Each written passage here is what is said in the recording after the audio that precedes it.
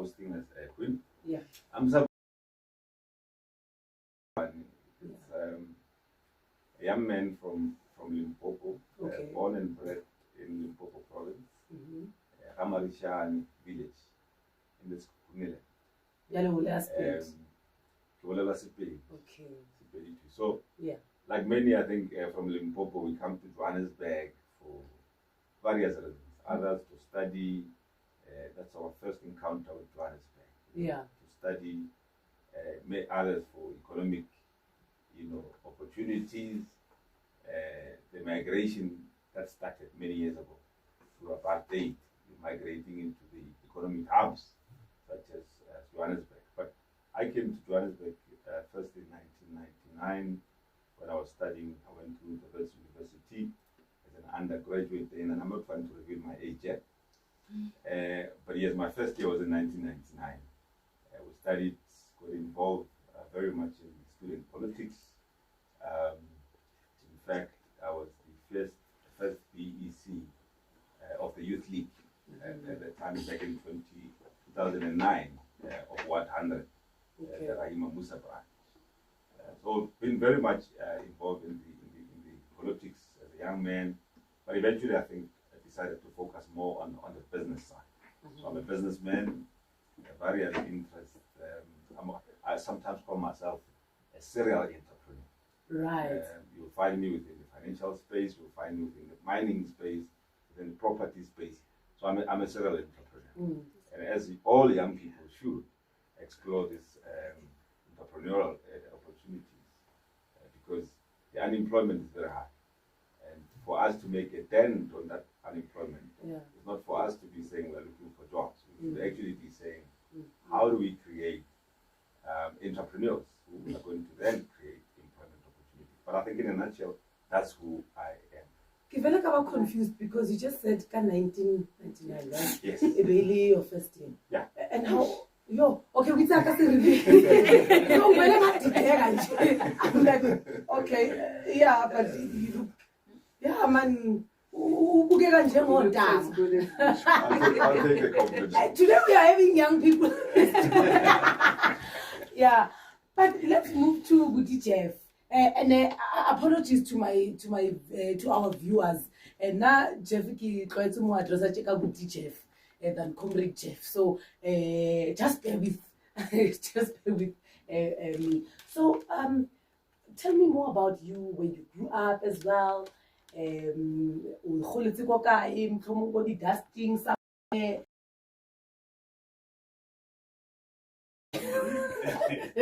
Yeah. No, my name is Jeff Makoko. To those that don't know me, I grew up in Akonu, Bushbuckridge, where I was born. I started my schooling there, primary, and subsequent to that, I went to high school there in Bushbuckridge. And then, like any other people that want to seek opportunities, I started to come to Gauteng, in particular LENTSOANE, at Technical Northwest in Gauteng, where I started my studies and enrolled into National Diploma in Marketing in that institution, where I started to be active in politics, influenced by the challenges that the students from previous disadvantaged backgrounds will find themselves in that institution. We had challenges of financial exclusion, academic exclusion, and I decided to volunteer to assist. Because when I arrived there, I fell into the hands of comrades. I arrived there not knowing anybody, not have a place to sleep, but comrades assisted us there and made sure that we get a place to sleep. And whilst we were there that particular night, they were engaged into their programs of what they're doing tomorrow.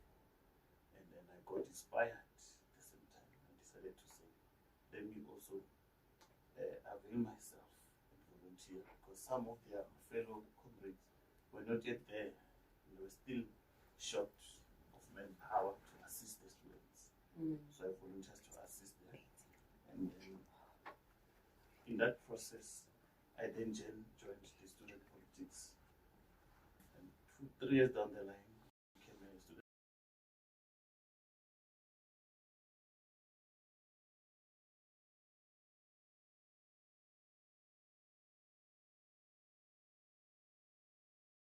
institution of higher learning through the era of charisma as a minister. As today we have institutions like the LENTSOANE University of Technology, which are a measure of Technical Northwest, Technical Northern Gauteng, and Pretoria Tech. We no longer have technicals. So we go MAUDI day. You know, technicals. Then there was a era of technicals. Yes. So I became an SRC there, and then also academic board member representing the students there.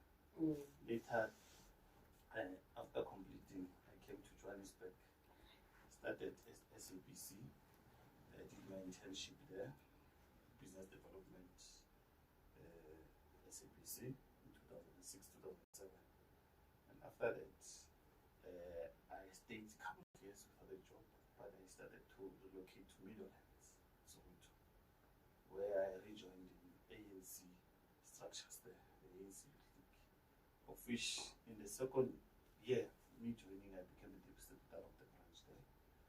And I became, after that, the secretary of the branch, longest serving secretary, up until my graduation as the branch secretary of the ANC. Became also the zonal secretary of the beginning zone, Zone 7, the ANC clique. And I've been in the leadership of the ANC branch for over 16 years there, consistently so, doing service to the people. I'm a social entrepreneur, was involved in activities of gender-based violence, Tihofa Tsopoli Foundation. I was one of the founders. I'm still the deputy chair of that particular structure because I'm passionate about issues of gender-based violence. Participate also in a number of initiatives in the communities, so assisting communities to ensure that they receive better services in terms of healthcare services within the community of Middlelands and beyond. I mean, talking about gender-based violence, especially in Johannesburg, because we'll focus on Johannesburg, there are so many cases. Let's talk about some of the things that you guys wish to see happen, especially when it comes to the gender-based violence and femicide issue, including the children, including the hijacking of many people that are being killed. There's a couple recently that was burned inside their car in Gogo, just is it Oliver's Flay. I mean, there's so many things. So let's stop the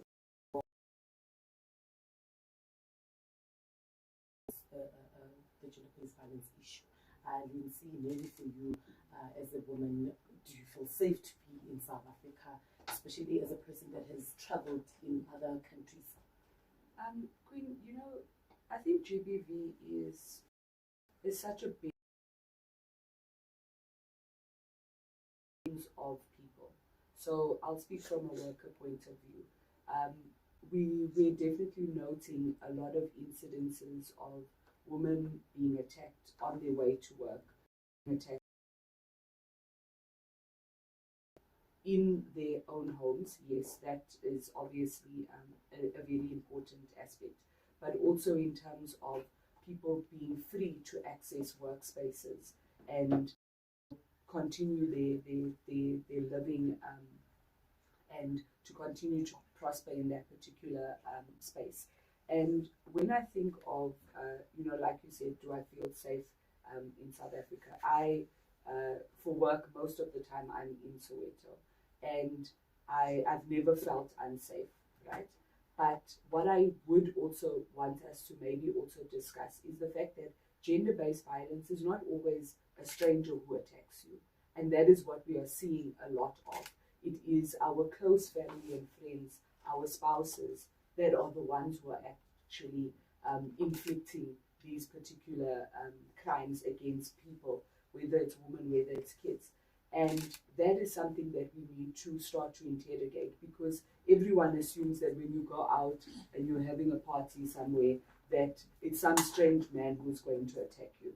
And that is 9 out of 10 times not what happens. It is the person you go to every day and you assume you are safe with them that actually inflicts this violence. So that is the societal issue that we need to look at, because yes, there is crime, but there is a lot of crime that is coming from the household before it is coming from the community community or outside the society at large. And I think that is where we need to start interrogating.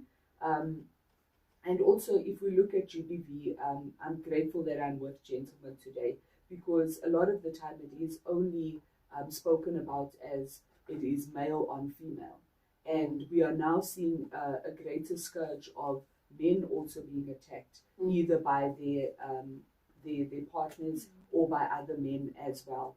And it is maybe because someone assumes somebody is of a different sexual orientation. You know, there are multiple different reasons.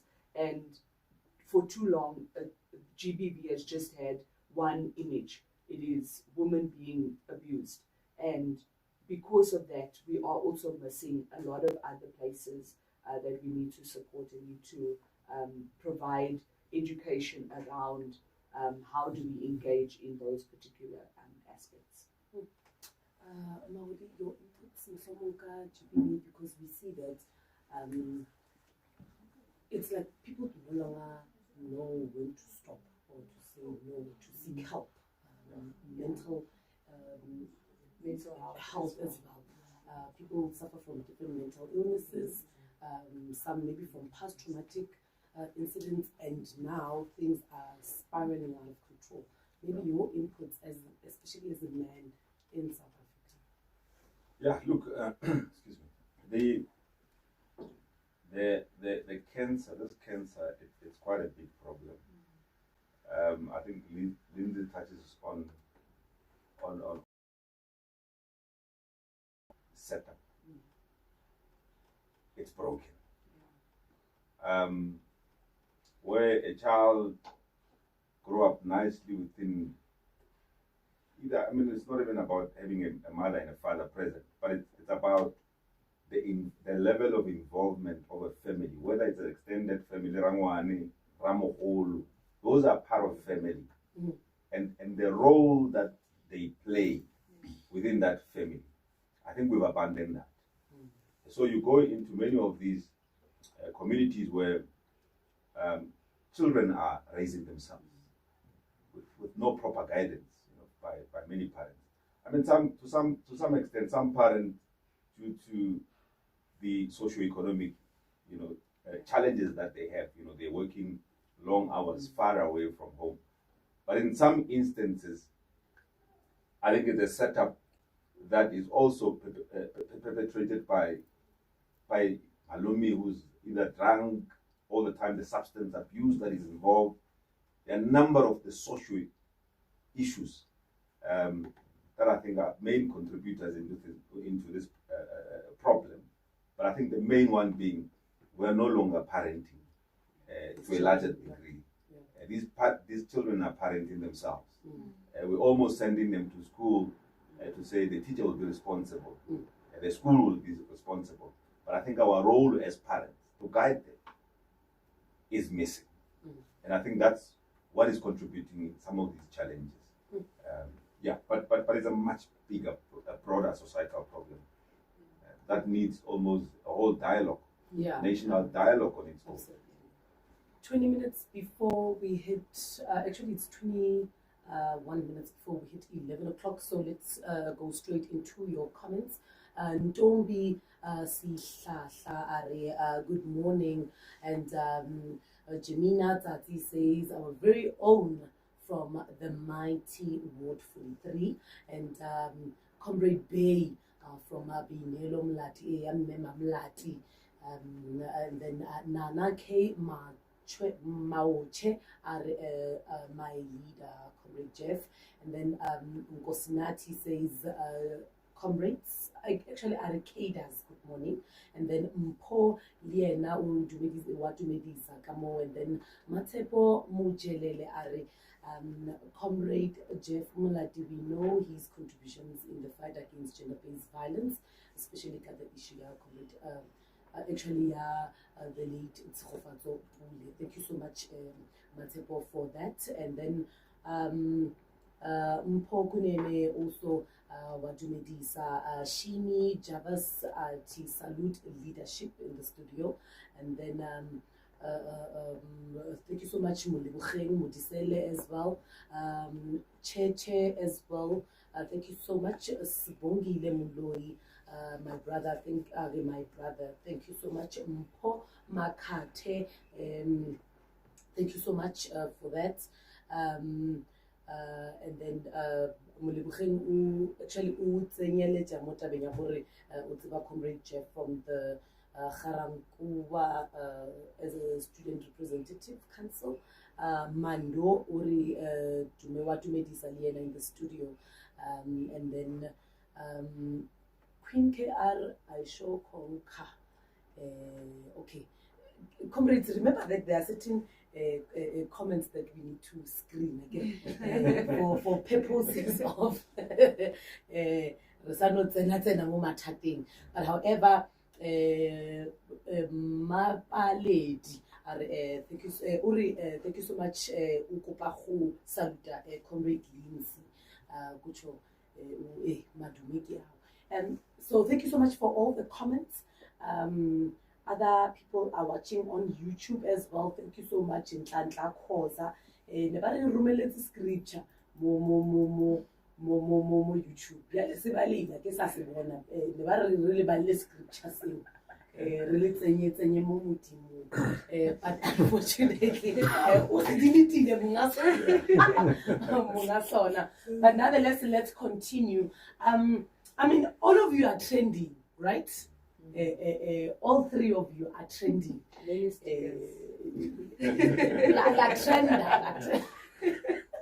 La trender.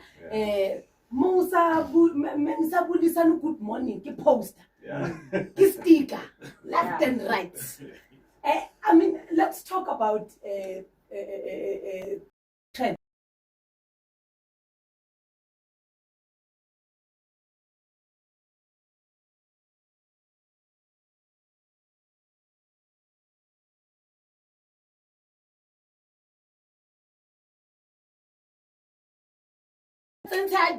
Sticker. People have your photos studying, and we didn't know that. Oh, this is your photo. Oh, you okay? So, let's talk about why are you trending, Comrade Mount? Why are you trending? Yeah, look, I'm trending because I've become available. Available for what? Available to contest the leadership of the region. Right. And you'll be surprised, I don't even have some of the social media accounts myself. Okay, but so which accounts do you have?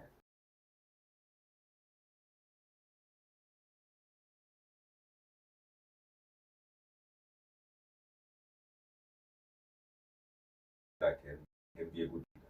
Okay, so what are those maybe two things that you feel nah? Yes. Baboni 1, 2, 3. Yeah.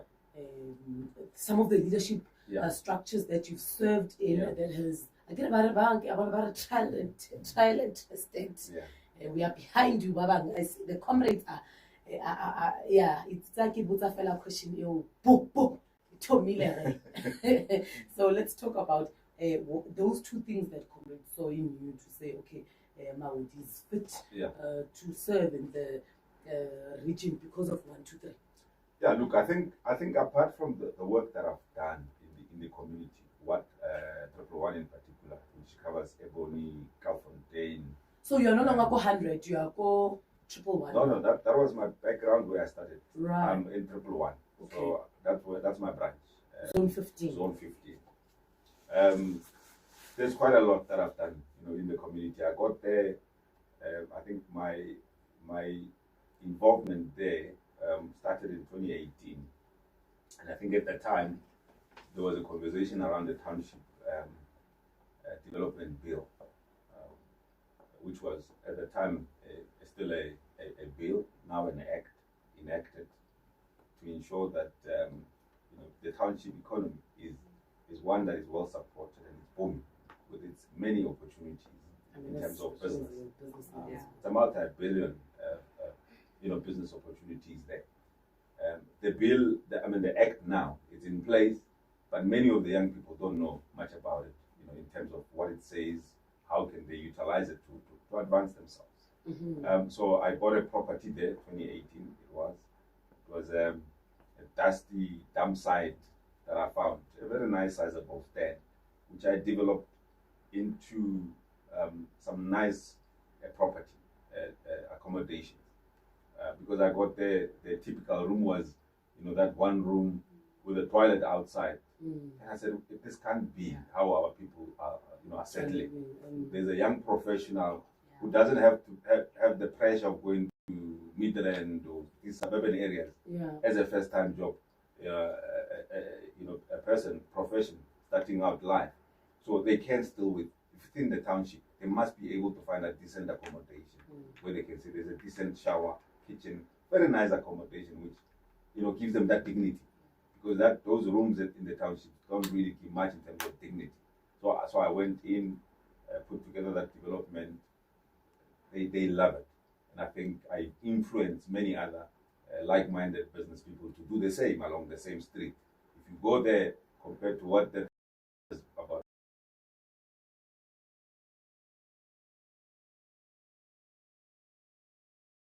with a fork and knife. Why should we not eat like that in the township? You know, why shouldn't I eat these nice things in the township? Why shouldn't I be comfortable in the township? So those are my contributions. But I think what they also identified was the fact that I'm a development economist. I've studied development economics at a master's level, and they've seen, you know, the kind of contributions I've done in terms of analyzing policy, and they said, I think you are a missing link within the RAC of Greater Johannesburg. We don't have perhaps an economist who can tell us, is this the correct economic model that we must follow as a municipality, for us to be able to, you know, to create jobs for the people of Johannesburg, to be able to grow the economy of Johannesburg. We hear year in and year out that there are plans, but they are not materializing in terms of job creation. You know, young people continue to be in abject poverty, unemployed. You know, it seems that it's just a rhetoric year in and year out with no, you know, ultimate result. So my impact there, I think, would be quite meaningful, and I think that's what they saw. Comrade Jeff? Thank you so much. I think the history that I have within the ANC Youth League has influenced most of the people who see something in me, particular leadership in me. I think, as I indicated earlier, I'm one of the longest serving leaders of the ANC Youth League in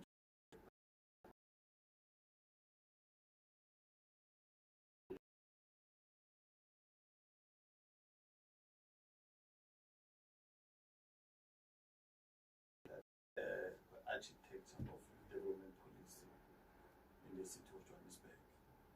The existence of youth directorate is part of what we teach with some of the leaders that we had there.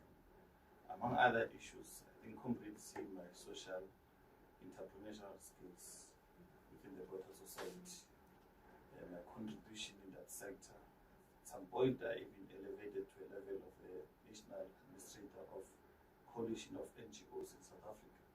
We do a lot of programs around the ICT.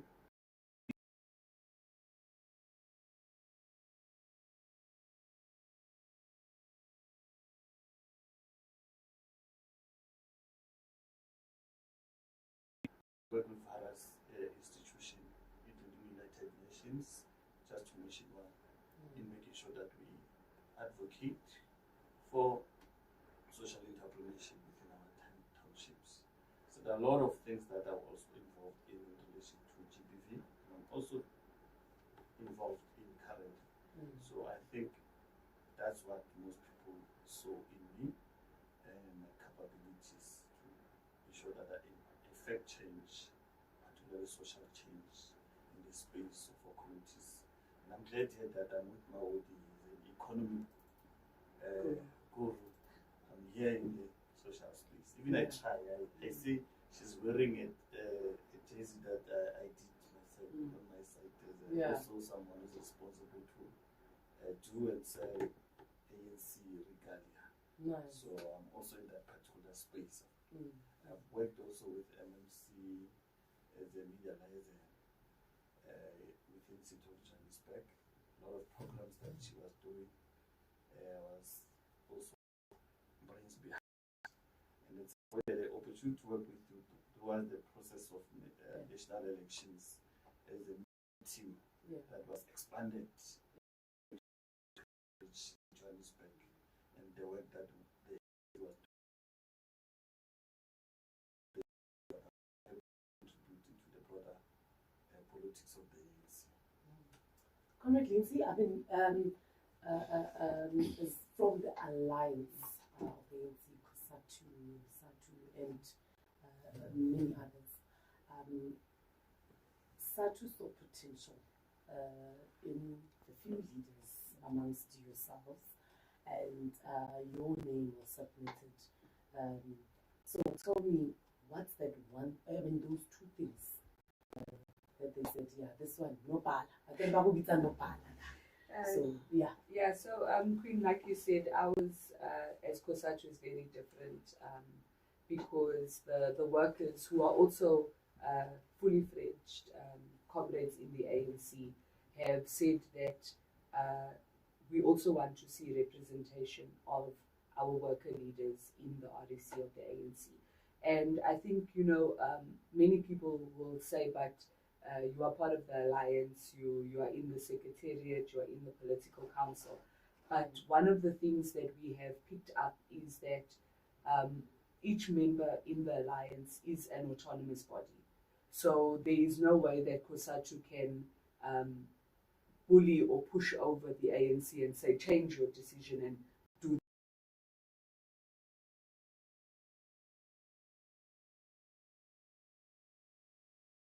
We would like to participate in the structures of the ANC as much as we are in the alliance, but we need to be in those discussions, in those debates at the coal front, as opposed to it being presented to us as a policy of the ANC to COSATU.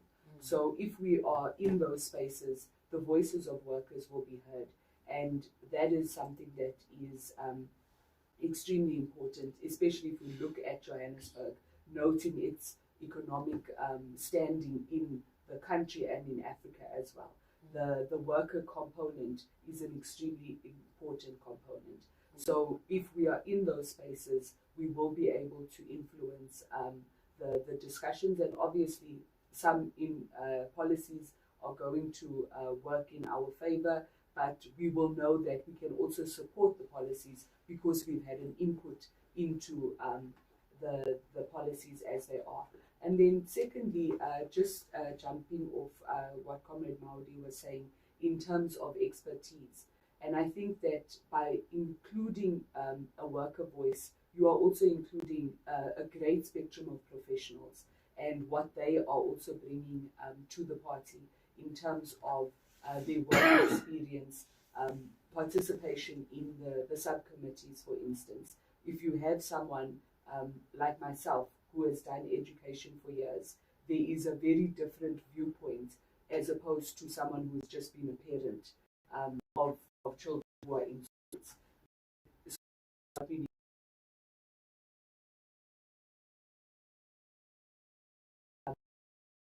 And how that.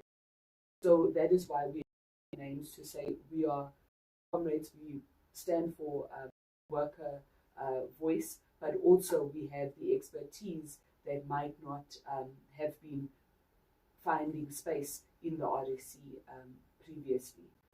And hopefully going forward, we would be able to be more valuable in terms of our participation in the RSC as opposed to just being in the alliance and supporting from the outside, if I could call it that. 5 minutes before 11 o'clock, and let's just head back to the comments. Paloi Shamalani says, Dumela teacher. Yeah. And also he is 100% behind the African National Congress. And then Jemina Tsatsi says, what is your take, Comrade Lindsay, on unions in private, about the unions in the private sector, specifically the financial sector. Please note that, Comrade Lindsay. And then Cheche says, Jeff Wako 43, make us proud. And then also they're also talking about the commitment in the organization Sampagati. And then also the question also, yeah, Comrade Jeff, okay, what do you think about young people, or rather what must young people work on to continue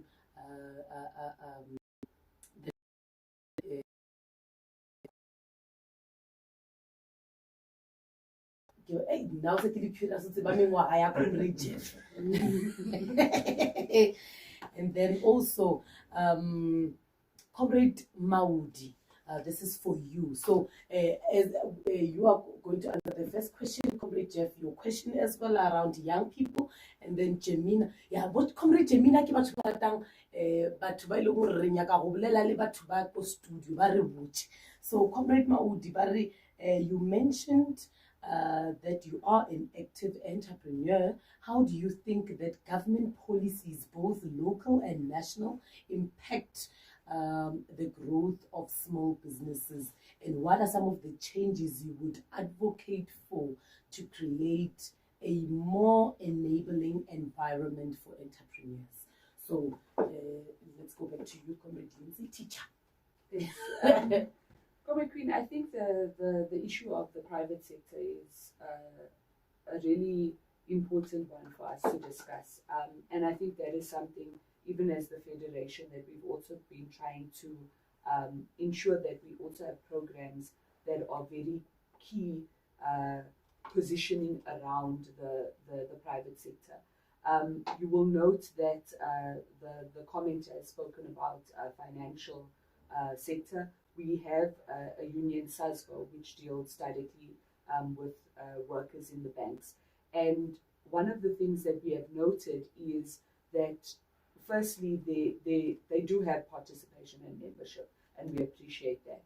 But we've also noted that there has been a trend for many years that from the Federation, there has been a lot of programs that have been directed at government and ensuring that cost of living, we need to improve this, etc., e-tolls, etc. And those are all things that are directed at government. And we have neglected to direct our programs at the private sector. For instance, you will find most of the retrenchments are coming from private sector. It's very rare that there are retrenchments in government, right? And what we have said that, especially in Johannesburg, going into our new term as the newly elected cluster officials, that is one of our key programs that we are taking forward.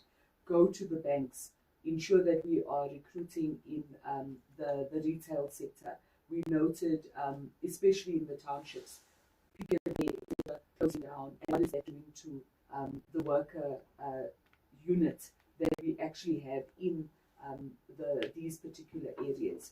So one of the major concerns, Queen, that we are going to push for is the casual workers, and how do we ensure that people have gainful employment going forward, because that is what is going to ensure that the pressure that is put on government is actually taken up by the private sector.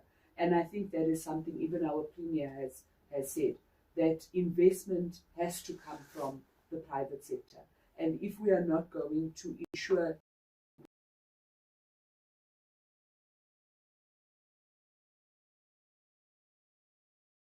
to develop small businesses, and that is what Comrade MAUDI was saying, in terms of the fact that there are these acts, there are policies that are protecting and are supporting our comrades on the ground, but we are not doing more to support them. So one of the programs that I think would be very important in Johannesburg is to look at people who have been retrenched and try and partner them with entrepreneurs, to say, now that you've gained these skills in the private sector or in the government sector, wherever it is, how do we take that further? How do we ensure that you can then develop. And I think if we are not going to also start that as COSATU, because we have the workers, even if they get retrenched, even if they lose their employment, we can then still support them by trying to build a better network between themselves and other entrepreneurs out there. I mean, to add on that, there's other spaces where workers feel that they don't have any representation, especially in the sports, arts and culture sector, where you find actors contributing so much.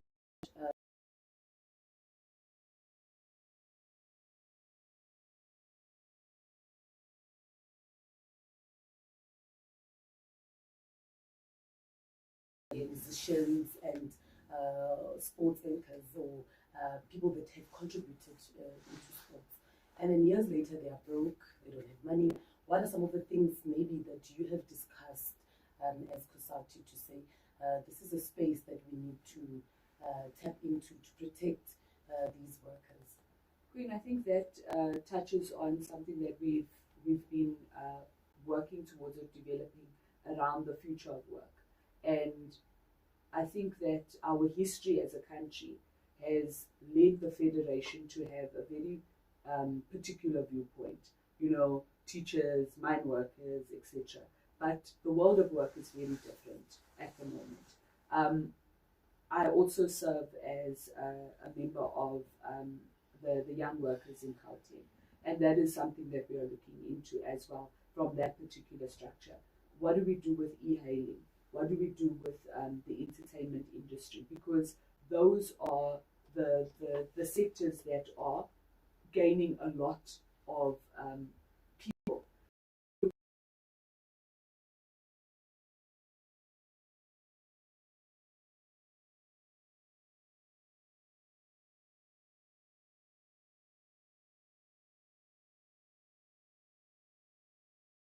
Work and traditional workspaces. So we need to push for a better understanding of the non-traditional or the future workspaces, and how do we support those particular workers, and how do we recruit, because that is one of the biggest difficulties. You know, it's easy to go to a school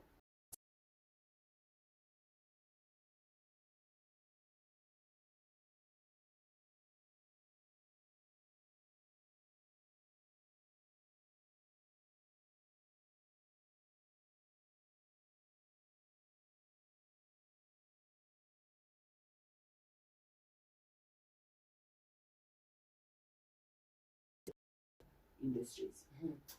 Comrade Jeff, they asked you a very key question around the youth. Maybe let's start with answering Comrade Janina before we move to the next question. Oh, thanks very much. I think youth development is very important that we focus on it as the ANC, and also one of the pillar of the revolution is the state, of which at our ANC in Johannesburg we have the city of Johannesburg, where youth development must be mainstream across all departments and entities. I'm glad that there is youth directorate that exists in Johannesburg, but it's not capacitated. We need to capacitate it first and foremost by ensuring that we have youth champions across every sphere, and the role of ensuring that the demographics within the city of Johannesburg reflects the bulge of youth that is unemployed within employment opportunities of the city of Johannesburg.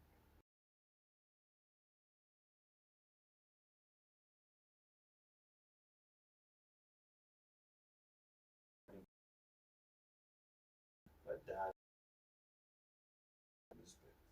we must begin to locate the sectors properly and say whether youth are finding the right skill sets to participating in these sectors.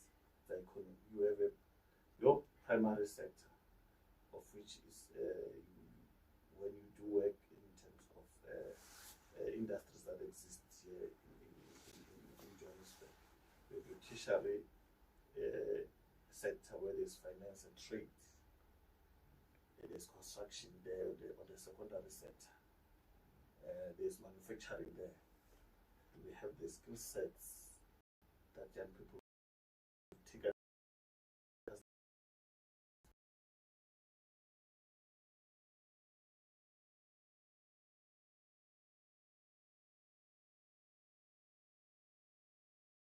initial.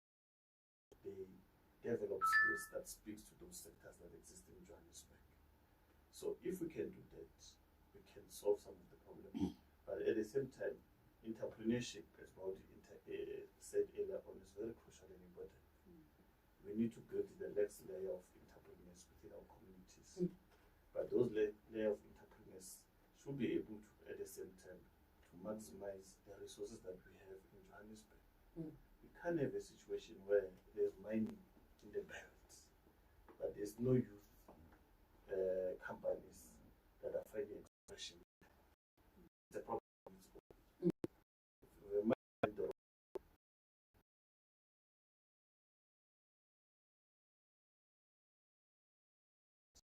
but what we do to ensure that young people find expression there, do they have the right skill set? Because the skills that are required for them to trade there, they must not be suppliers of tissues that can be correct. It means that our education system must speak to these sectors that exist, as I indicated, particularly the mining sector, construction sector, the finance and trade is one of the biggest. Remember, the stock exchange is the largest in the Southern Hemisphere, and then it's the biggest in the continent. But then young people are not taking advantage of the particular that sector of finance, doing trade and investment. They're not doing that. Maybe what seems to lack, especially when it comes to these opportunities, one, you are from the township, you stay in Soweto. I'll say Soweto specifically because you stay there. You go to Joburg.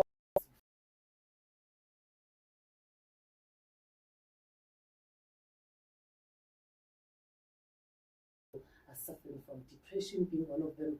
There's new groups currently on social media where children belong to these groups where they end up killing themselves. Like, there's so many things around young people that are so negative. And then there are opportunities that are there, which when you ask young people, they are not aware of these opportunities. And then, but they know where drugs are sold. So it means that our youth in townships or in disadvantaged communities, the information around negative things, it's more than the positive information. So maybe what seems to lack and how can we improve, especially people from Zone 7 saw potential in you. So what are some of the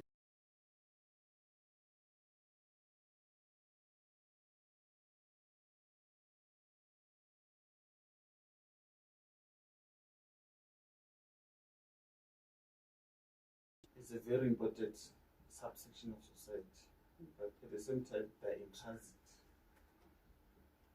How do we ensure that we come up with the right and necessary opportunities for them, with where they live, first and foremost?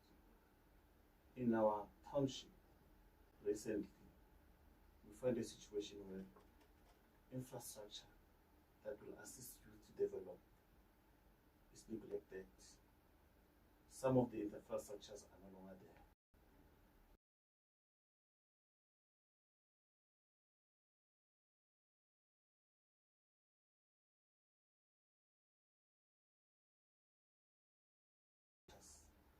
As led by government in particular, that supports young people in our communities. If we have these institutions that says, in Soweto, Midlands, next to, we have a mining site there, and then we can't produce geologists, people coming from communities, because there's a deliberate way of ensuring that we take people from high schools, make sure that we get them into a space where they're able to apply those skills to maximize. There's a sector, funeral parlors. I was speaking to other young people who say, look, we are studying here at SWGC, but here, HUGHES, there is no factory that assists us to get employment, that assists us to do in service training. But we are doing courses here on artisanship. It's a problem. How do we then make sure that from there they get an opportunity where they live, where they reside, to exercise, to exercise this.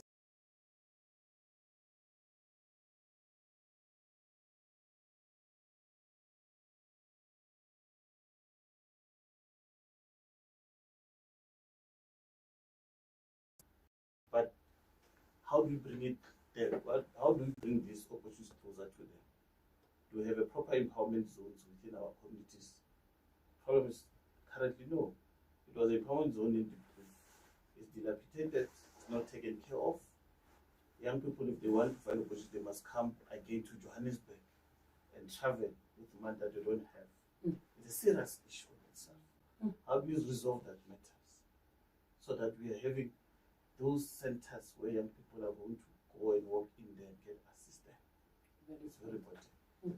13 minutes after 11 o'clock, Maudi, a question was posed to you, asking you about the policies. How do you think government policies, both local and national, impact on the growth of small businesses, since you're very passionate about small businesses, especially in the townships?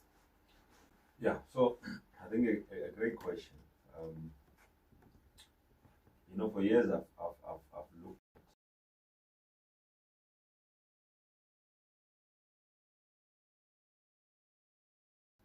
to the National Development Plan. On paper, great plan. Yeah.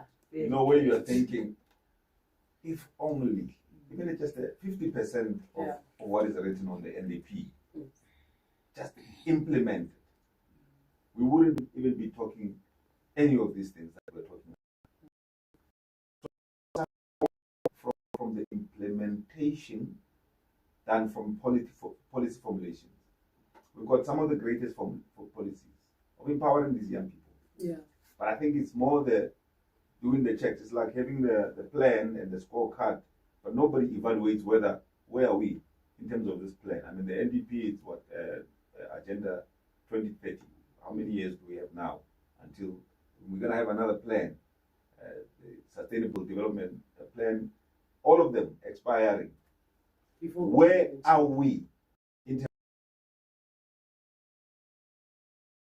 of 2030 and unemployment has gotten worse?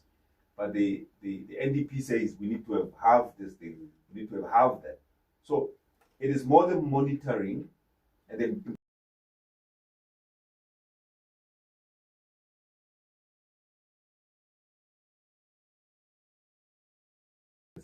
raise your hand if you've ever received finance from some of these DFIs. I can almost bet with my last cent that the answer is going to be none of us. And that is because you've got this DFIs, the so-called DFIs, that are behaving worse than even a commercial finance institution that says what is it, how much are you putting in, and the interest that they are charging are even worse than commercial banks. So we've got to go back there. And I think the conversation around the state bank is very important. I mean, LYNDSAY speaks about represent workers here.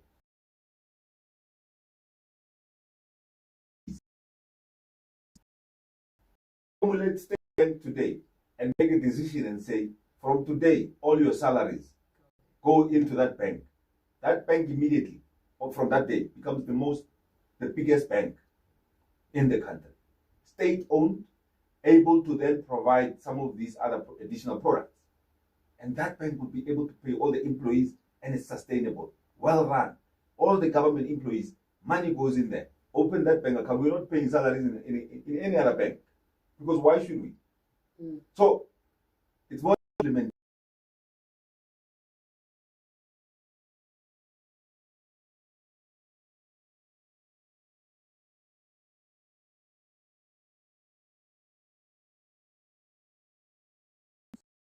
young people to make progress in this country. It's not even a rocket scientist. It doesn't need a rocket scientist. It's just a very simple, practical example which needs to be implemented. It needs a political will to do it. So you spoke about entrepreneurship or businesses during the apartheid and the policies back then and now. Let's talk about during apartheid,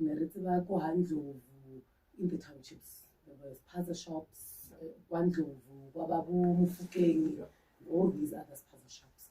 And now, currently, you hardly hear of our very own people in South Africa having spaza shops. You go to as far as Venda, as far as Umalanga, and please note, Agio was xenophobic, but people from outside the country are having spaza shops all over. Comrade Jeff opening a store, maybe down the road, young lawyer, what, and these people have the same spaza shops, selling the same things, and they are supported. So maybe how can we improve to see this as Rona, as black people in townships? How can we improve our mentality as well? Certain stereotype things that this one is bewitching me, this one is whatnot and whatnot, because we grew up, there are places in Soweto like Kliptown, where you go to Kliptown or Lenasia, where Indian stores sell the same thing and they would never fight. But with us as black people, we always fight. And now there's no spaza shop, even a single one of our people. And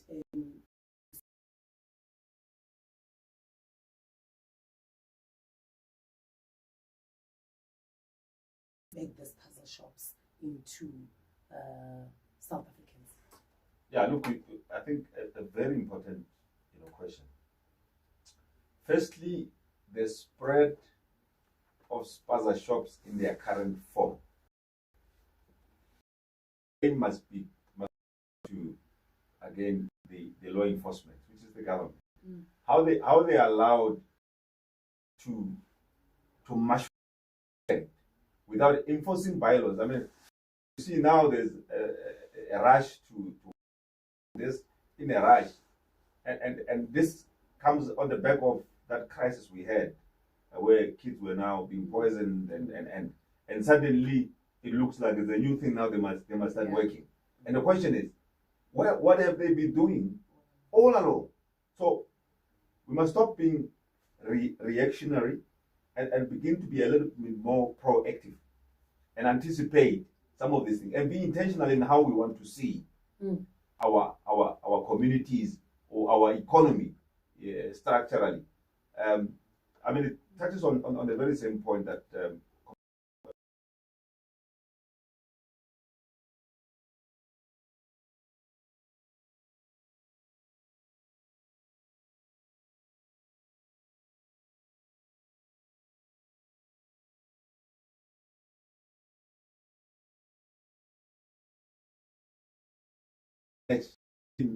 the type of education they are getting and what our economy needs. So that misalignment, when you mentioned that the Tibet colleges were merged into the university, into amalgamated into the Tshwane University of Technologies, there used to be years back then where going to a technical used to be a fashionable thing, to go and do a technical studies, because our economy needs technical skills, not office admin is a degree. And going further into removing those economic zones that are supposed to be assisting those artisans that are graduating and saying we are absorbing within the structure. That is how you grow the economy. But yeah, we can go on and on. There are many, but I think in the crux of the matter is the implementation of all these policies. Next year, we are heading to the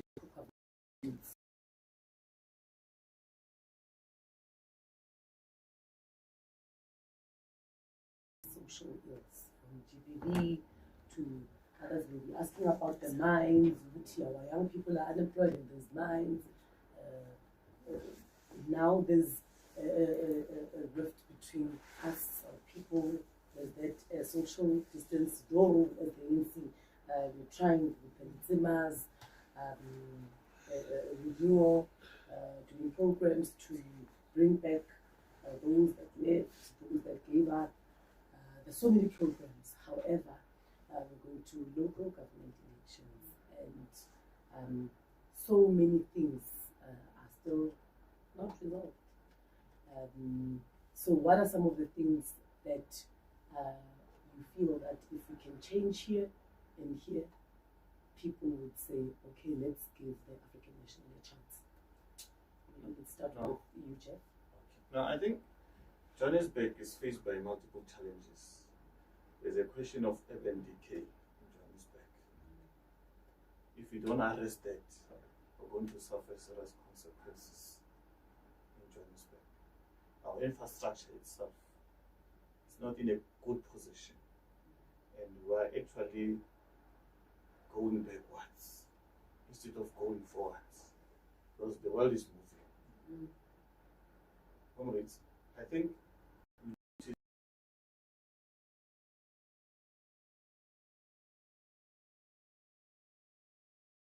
that's it.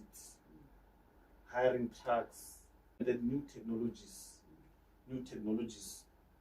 to deal with issues of waste management. There are biodegradable materials that can be used as a form of packaging, so that we avoid this issue of illegal dumping and having all these plastics all over the place. So we need to move from those old traditional systems and come with new innovative systems that embraces technology at the same time. We can't have a situation where you have a call log of 100,000 potholes and you are doing it by hands, and in a month you can't even reach 200 or 300 of them. It's a problem. We need to make sure that we have the necessary equipment, the right equipment, to make sure that these roads that needs to be surfaced, this deep patch that needs to happen, it happens rapidly. We can't have a pothole that was there last year in the rainy season. There's a new rainy season, the pothole is still there. It's a problem. It means let's rope in technology to come and assist us to fast track dealing with these issues. Kosatu will tell you that's a problem. We know. There are two ways. Yeah. You leave it, you have a problem. You bring machinery, there's a question of workers. Yeah. But how do you balance the scale? It's important. Yeah, between the two. Between the two. No, How do you balance that between the two? No, I was just throwing it in there. Yeah. No, but I think the balance is important. Yeah. You can't have more of the other, but the balance between technology. I mean, we are moving into the AI space, where we should be able to, even on the issue of crime, we should be able to employ both technology and the physical man on the streets to be able to tackle it even quicker. What about things like if it's on the thing of technology?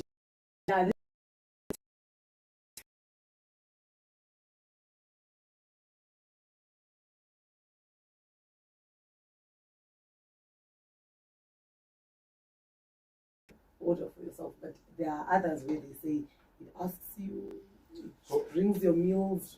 So what technology does? Yeah. It doesn't reduce the jobs. It will reduce the job if you're not reskilling your workers, because it's shifting the areas where we used to apply people, and then we have.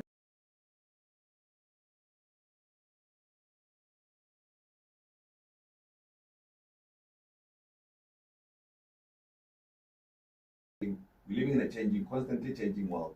Unfortunately, if we fall behind, our counterparts are going to find better ways to do things. Whilst we are, I think there's a Congress. If you compare, we can't look at the current without reflecting on the past, call it 5 years, and I think some talk about the nine years. Yeah. Wasted years, but I don't want to say 9 wasted years. But I think it's important. It's giving Ubaba. It's important. It's important for us to start there. Yeah. And see what have we done. Yeah. That we can go back to the constituents, to go back and say we've done better.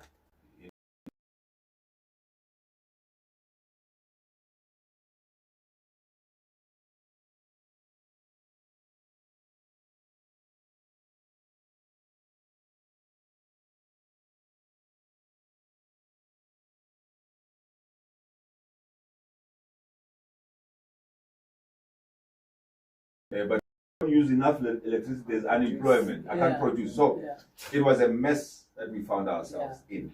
And thanks to ESCOM being run somehow by those that have now moved to other parties, we're not going to mention names. And I said it's giving but we are here. But those are the facts. And we must talk about facts and statistics. Where ESCOM was in 2009 in terms of its debt level, I will tell you, it was just around 100 billion.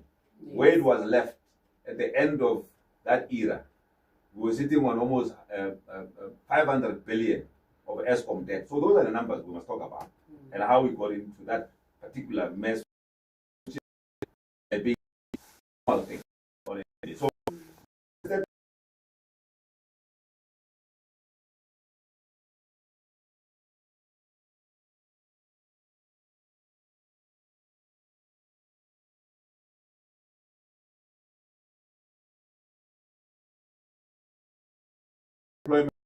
if we have not hit the basement, we are at the basement.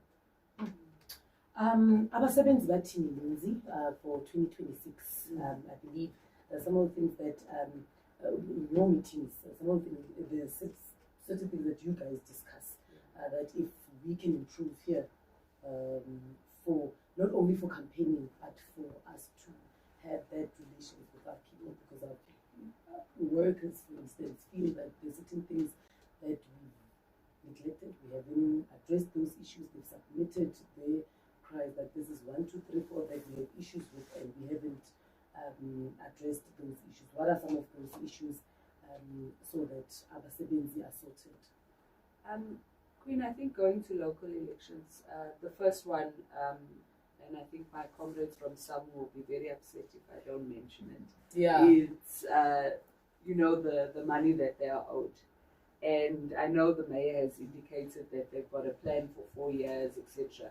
But I think if we're serious about getting the hearts of workers, we need to sort that issue out as soon as possible. Yeah.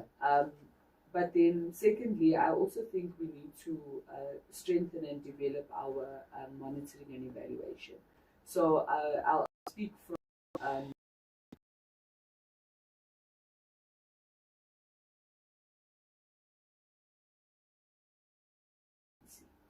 and I think if we are going to continue to neglect that, we have made promises to communities and we are not necessarily always fulfilling those particular promises, and therefore, especially around elections, load shedding is no longer an issue.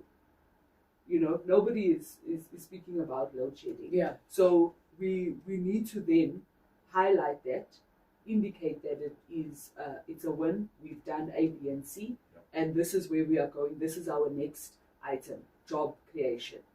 If we are speaking to environmental issues, etc. And I think, Comrade Queen, I've always spoken about this.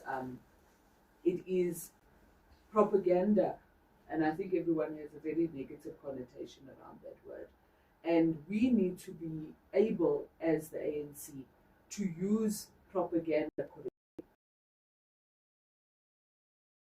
by the ANC, because everyone wants to see me sound like a stuck record. I work in education, and whenever people are like, no, but the education system, this.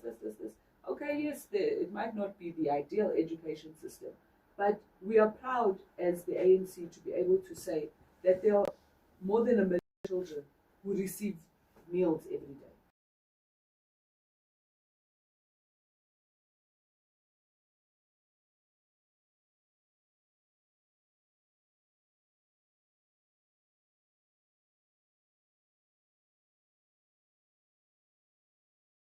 Now, in our corners, we will discuss and say this one hasn't done this or this one hasn't delivered. But there are big projects that we have delivered on. And we need to constantly also capacitate ourselves, because Comrade Jeff might not know about it, but I know about certain things that we are winning at. And how do we ensure that all the comrades in different branches actually know the good work? I'll give you an example. Comrade Jeff is mentioning the issue of the mines in Dorenco. We have a school that is a school of special. It's not perfect, it's not fully fledged as you might want it to be, but there is a step going in the right direction. So I think we need to also look at how do we narrate the wins.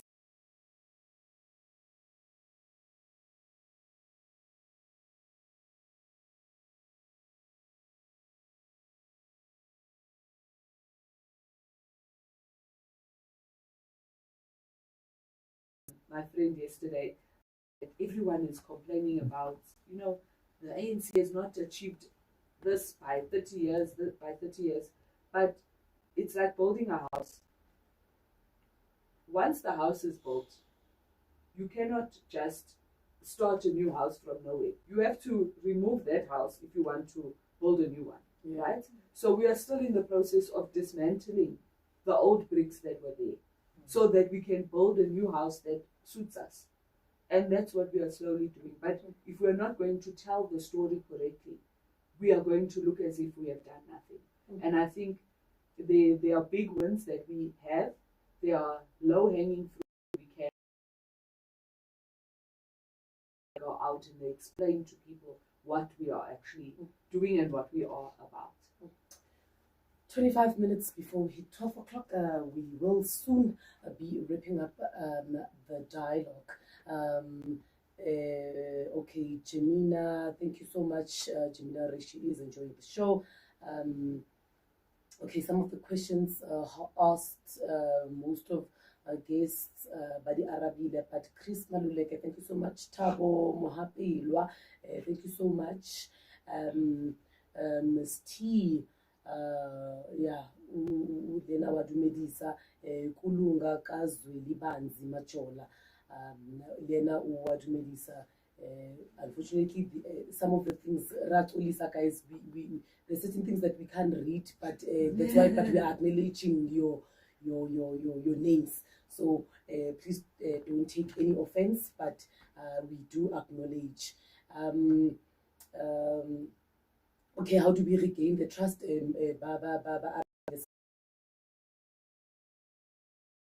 Nanaka Maotse, thank you so much. Bakopa hore la le ka kena in the RC, bakopa hore go etse di programs that meaningful to our communities.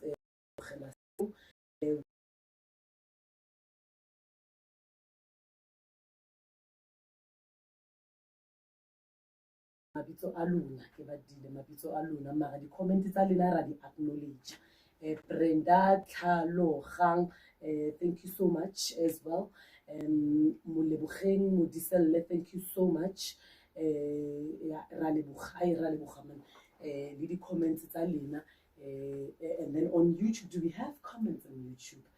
Let me just quickly check. Do you have some? Mona adi pop up. I don't know what's happening. Right. Ntlanhla Khoza, thank you so much.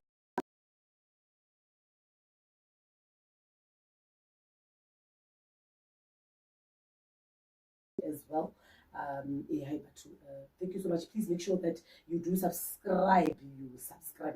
Guys, halika log in and subscribe and press the like and subscribe button. We need the goodness of my heart. My heart.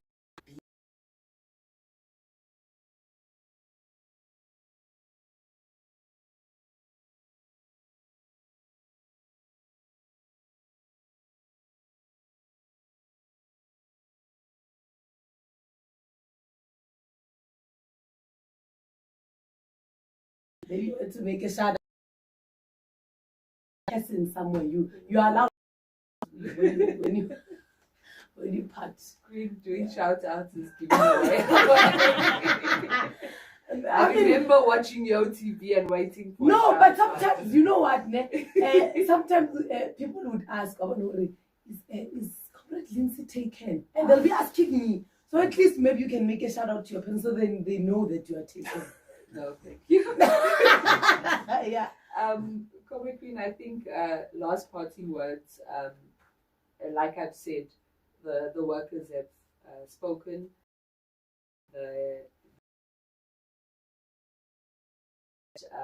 Comrade Lindsay or Comrade Mike, personally, yes, we will be the people in those particular spaces, but we are being led by the workers, and we hope to do well and do right by them. I love that. Comrade Jeff, your parting words and your shout out. Thanks very much. First and foremost, shout out to Comrade B. You know, I love you so much. No, I wish I took a video of that. Yeah. Yeah. My parting shot is that as we go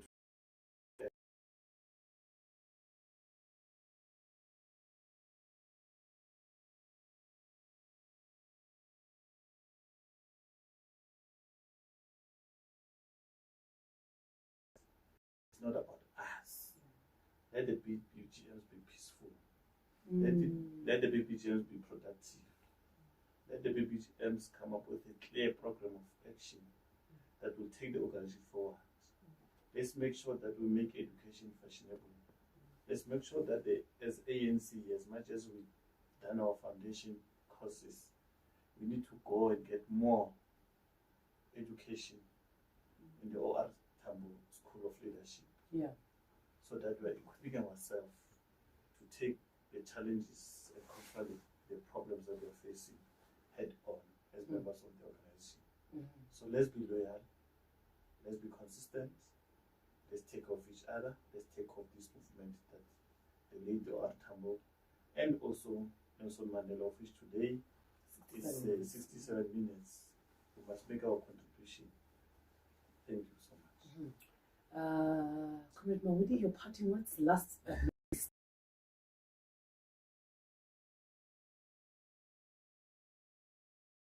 So I think a shout out to the comrades that have led me to this point where I said I'm definitely available and I think will make a meaningful contribution into the greater Johannesburg. Comrade Maringa from 132 in my zone, who's also here, accompanied me this morning. Shout out Comrade Maringa. Comrade Nomtandas, who organized, I think, this appointment from 110. Comrade Carlo from 92. Comrade Buso from 132. These are all, and I'm not going to count all of them, but these are the comrades that work tirelessly in convincing me that I think, comrade, you are exactly what the greater Johannesburg needs. And I said, I will avail myself. If you have that confidence in me, who am I, to say no? Yeah.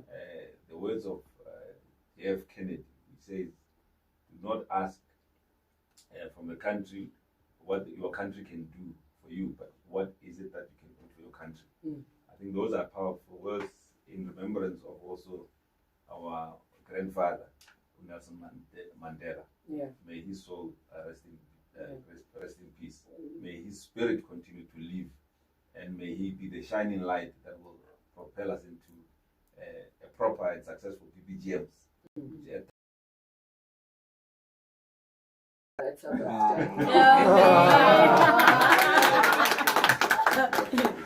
Mandela Day. Exactly. Anyway, just the last one, Mr. Carlo, thank you so much. Also, Lee Sihle Mazibuko, our Dumelang Leadership and shout out. Thank you so much.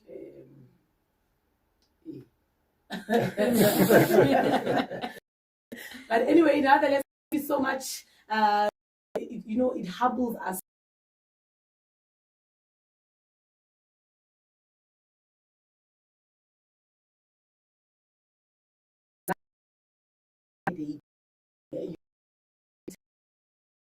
To watch the show, paying that Wi-Fi just to watch 9012.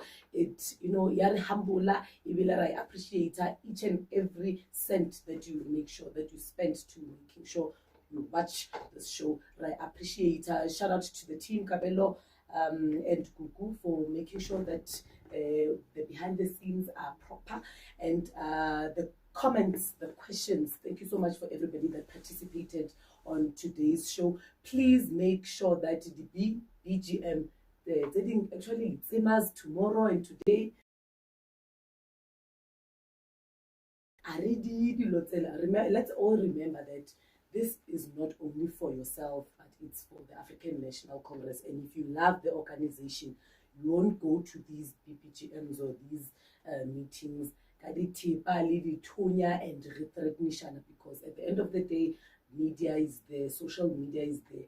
If you post these videos and you post these voice notes and you post the you must remember you are not only affecting that comrade or that comrade, but you are affecting the African National Congress, because now even members of the public, members of other political parties are sharing these videos that you are sharing. But every day, members of the community believe in the ANC. So let's make sure we respect our organization. Let's drive safe this weekend. 2015.